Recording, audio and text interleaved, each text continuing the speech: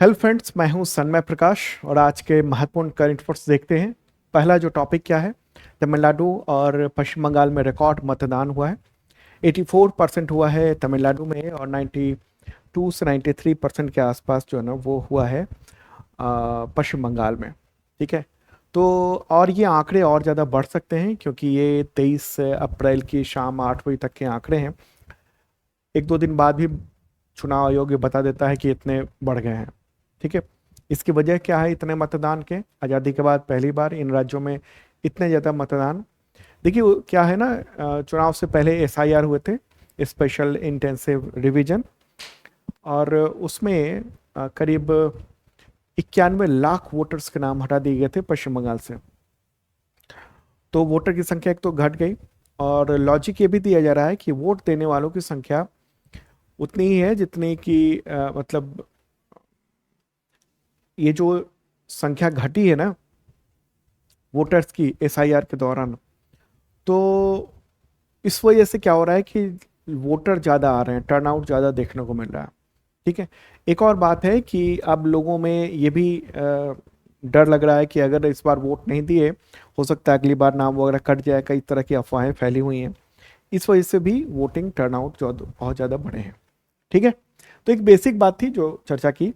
अब आगे बढ़ते हैं। अगला क्वेश्चन है, किस राज्य में स्थित शेखा झील पक्षी अभयारण्य को वैश्विक रामसर स्थल की लिस्ट में शामिल कर दिया गया है?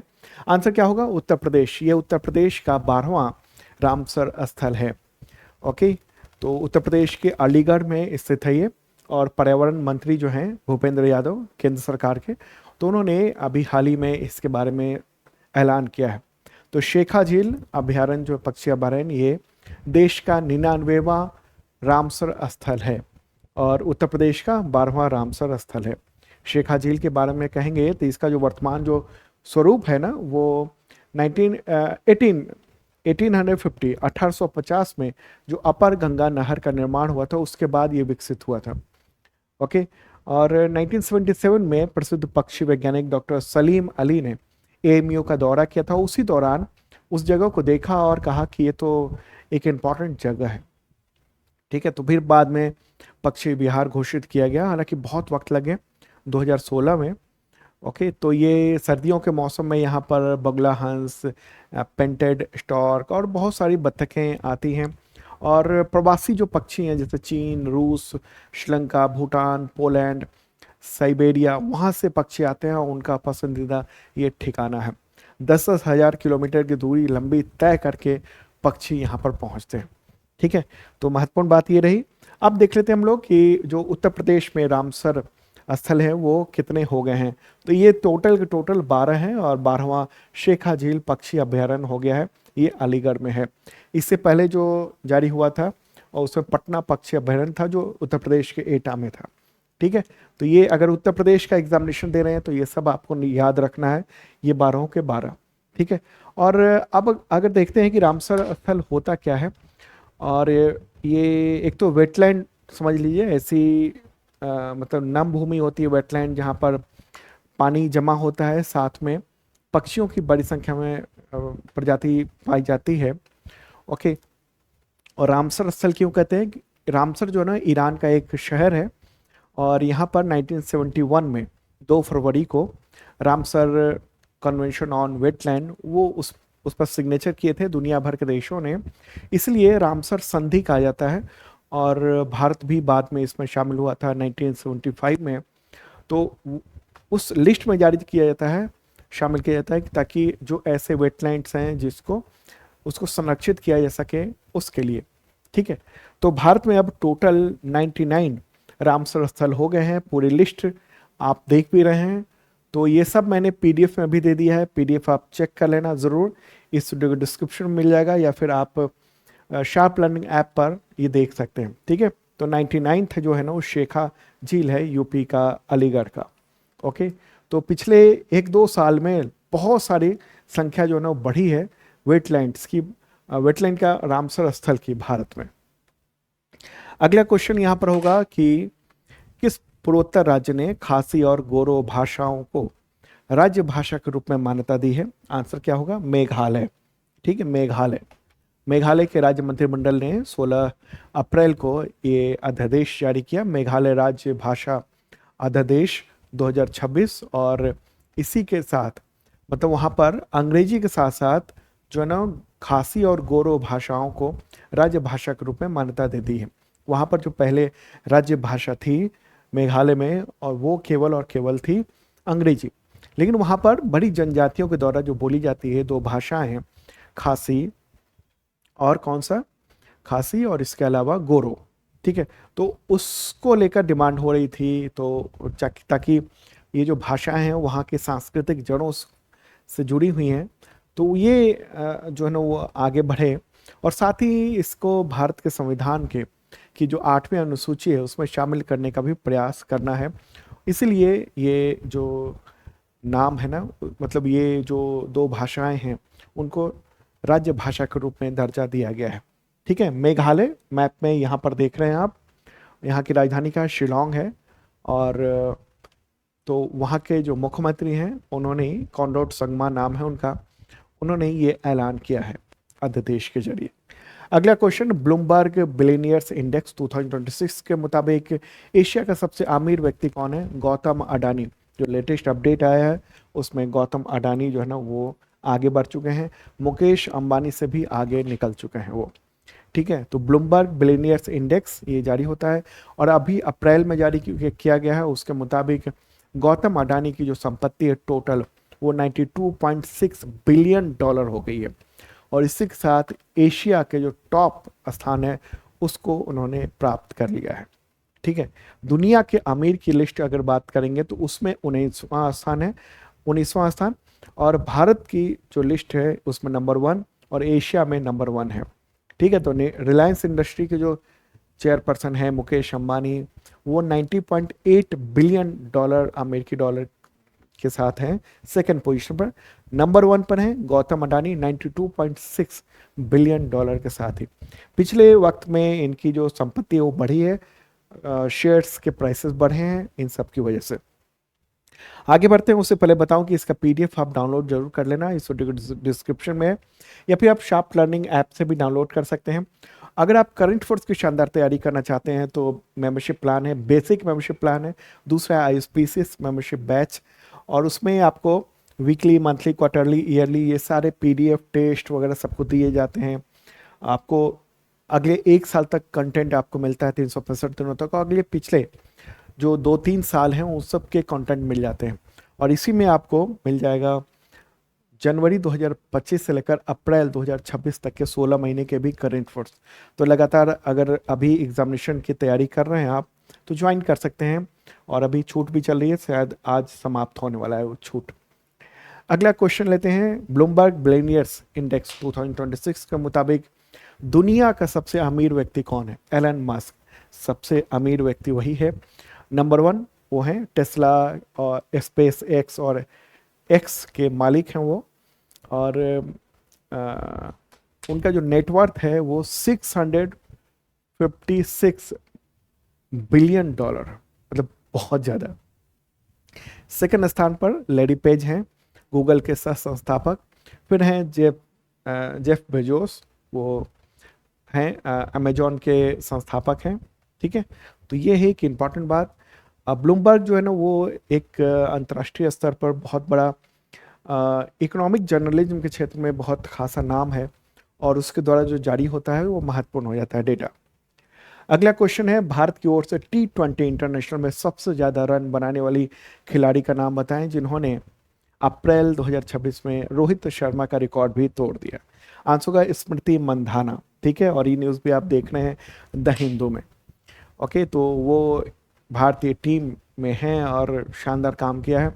17 अप्रैल को साउथ अफ्रीका के खिलाफ डरबन में जो खेला गया मैच था T20 सीरीज के, तो उसी में ये नया रिकॉर्ड उन्होंने बना दिया है।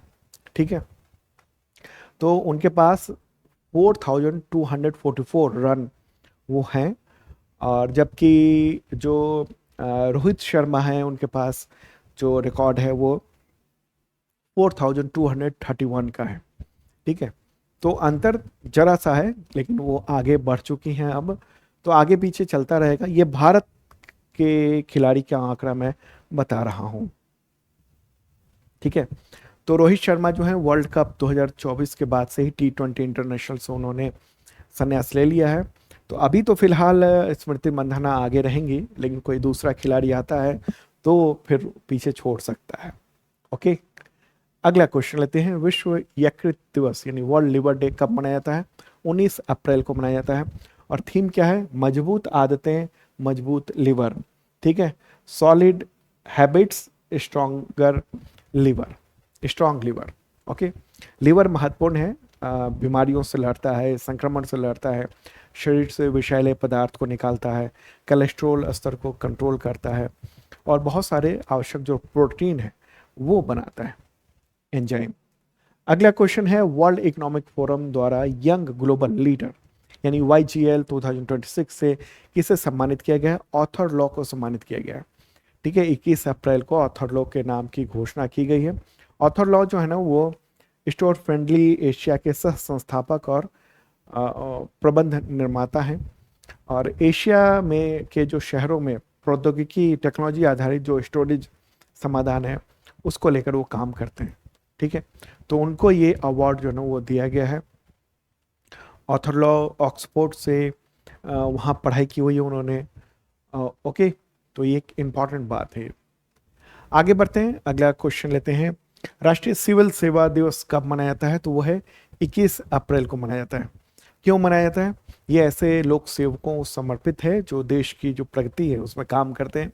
दरअसल इतिहास के बारे में बात करेंगे तो इसी दिन 21 अप्रैल 1947 को, ठीक है, 1947 को 21 अप्रैल को जो ना भारत के पहले जो गृह मंत्री थे सरदार वल्लभ भाई पटेल, तो उन्होंने नवनियुक्त और गठित जो प्रशासनिक सेवा अधिकारी थी उनको संबोधित किया था, IAS को।